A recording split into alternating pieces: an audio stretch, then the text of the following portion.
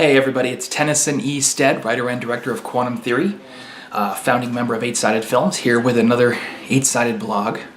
And today I'd like to talk about, in light of the success of Logan, and at the request of social media manager Lee, I'd like to discuss the casting of children in feature films, because there is a right way and a wrong way to do it.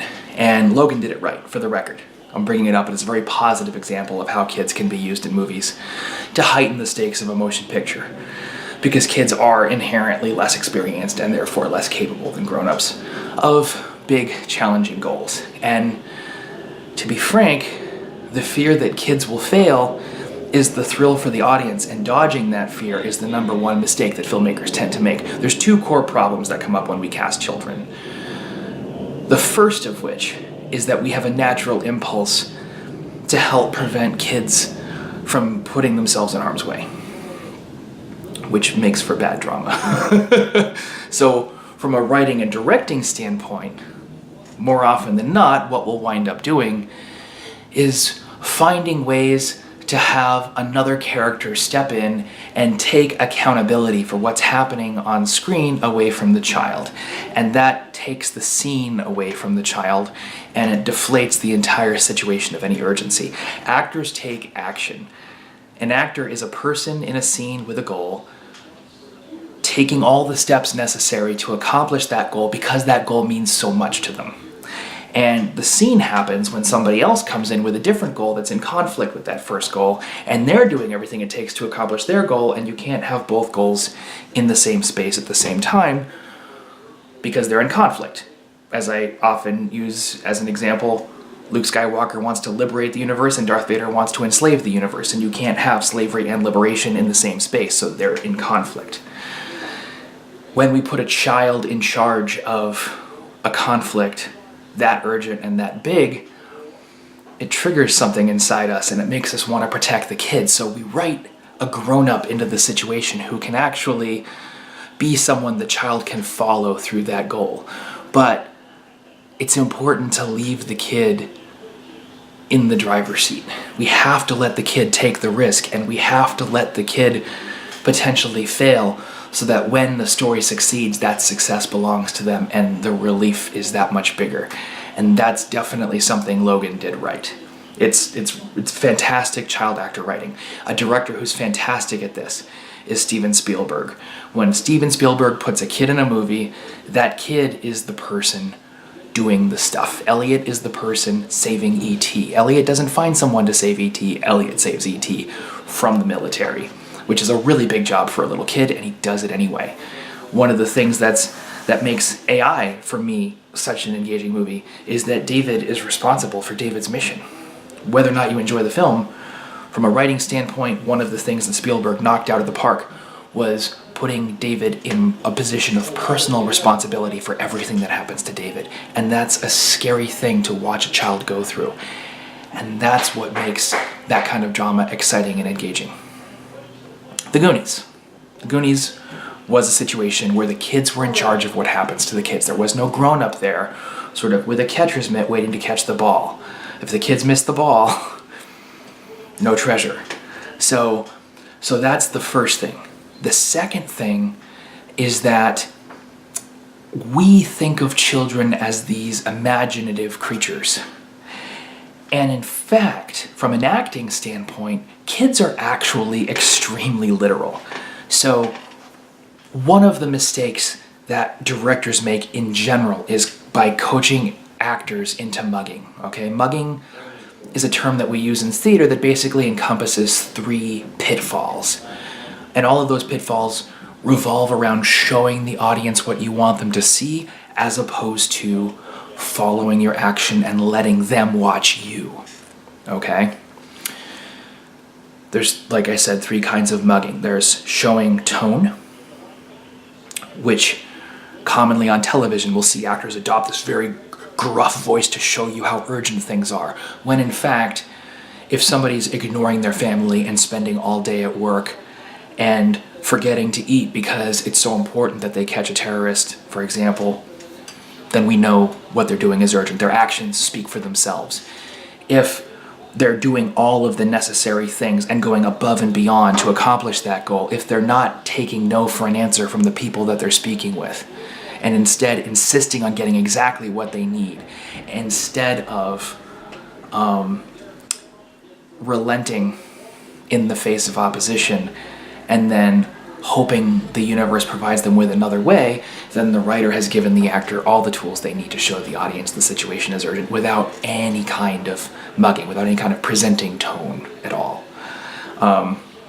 So tone, mugging, and I'm forgetting, mugging the work, showing the audience how hard you worked, showing them your process, and that's something you don't really understand unless you've done a little bit of acting yourself, but some actors engage an audience by showing the audience that they're acting. and that's mugging. There's a better way. There's always a better way. Take the action of the story and follow it through as literally and as personally as you can. Do what you're there to do as a character. Focus on that. Don't worry about whether or not the audience can see how hard you worked on creating a particular moment or how hard you worked on listening and hearing what's going on. Just do the job of the scene, okay? And so tone, and there's something else, and it's slipping my mind, but the point is, kids, if you tell them to show an emotion, or you tell them to show how much fun they're having, or you tell them anything like that, if you tell them to use their imagination and ham it up, then they're gonna ham it up, and you're gonna wind up with garbage on your film. You have to tell that child to do exactly what they're there to do, and you have to trust the resilience of the children. So if you're telling a kid to run away from gunfire, tell the kid that that man is shooting at you and you need to run away. Now, it's okay to have conversations in advance about, this is make-believe, we're acting, this is part of how we're making the movie. But in that moment, just tell the kid he's shooting at you and you have to run. He's a bad man and he's shooting at you and you have to go. You know, don't make it any more complicated than that, and don't put it in their head. It's not in their head, it's in their body. If you need them to build an engine, tell them to build the engine, and that kid will, their imagination will do the work of creating the engine. You don't have to convince them to pretend. You have to tell them to do the thing that they're there to do. And that means putting them directly in harm's way. That means exposing them to the emotional risk of having the bad man shoot at them. It means exposing them to the emotional risk of having to build this thing that's going to save other people's lives, or whatever the scene requires.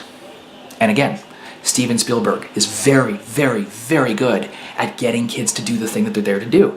If Steven Spielberg wants a child to watch something in the sky, you know, like in Close Encounters, one of my favorite stories is that scene when the little boy is looking up at the sky in just total awe and wonder, and it looks so real. It's because Steven Spielberg's up on a ladder unwrapping a present for the kid, and they're shooting the kid's face.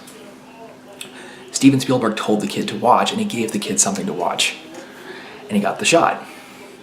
And so it's not about telling the kid to pretend to be something. It's about telling the kid to do something and letting the kid do it. So when you're casting children, you don't want to cast the kids that have the cutest face. You don't want to cast the kids who mug the hardest, who demonstrate what you want to show the audience. That's not what you're looking for. You're looking for children who can do the things you require children to do in that scene. And it makes casting kids a lot harder, frankly, first of all, because many parents are not going to want to expose their children to that kind of emotional risk, and that's a valid concern. Your kid probably shouldn't be acting, but since they are, let's do it well.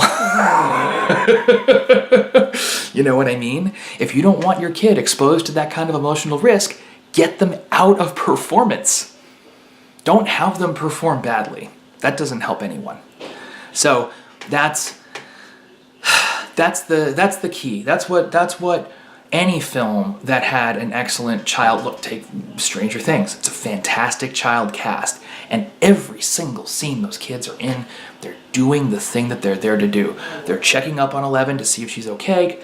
They're looking for monsters. They're looking for their friend. They're not showing you how concerned they are. They're not mugging. You see what I mean? They're following the thread of action. And honestly, the benefit in the long run is that we're training these kids to be effective actors in their adult years. Look at Dakota Fanning. She's an excellent actor and has been for as long as anyone can remember. And it's because at a young age, she learned to engage the action and then build the tools that help her engage the action in front of an audience. She's got good body work. She's got good voice work. She's got good Meisner eye contact, emotional connection with people. She's got classical sense of urgency. She's obviously done her fair share of classical theater. And in all of these different circles, people have taught her from a very young age, do the thing. What are you in the scene to do? And now it comes very naturally to her.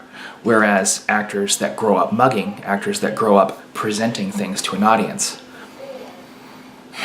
they wind up out-aging their careers because they're not cute anymore, and then what? You can't show the audience how cute you are at age 30. Nobody cares. But if you see someone doing something that you're not sure you could do, you start to get engaged. Spectacle is seeing people do things you didn't know people could do. And the best thing about children in drama is that they're very easy to underestimate. So have the kid do the stuff. Don't put somebody else in the scene to do the stuff for the kid. And that's it. That's the end of this blog. If you like what we have to say here on the 8-Sided blog, give us a subscribe and give us a like right over here. Thank you for watching. Declassified is on its way. And this is Tennyson E Stead signing off.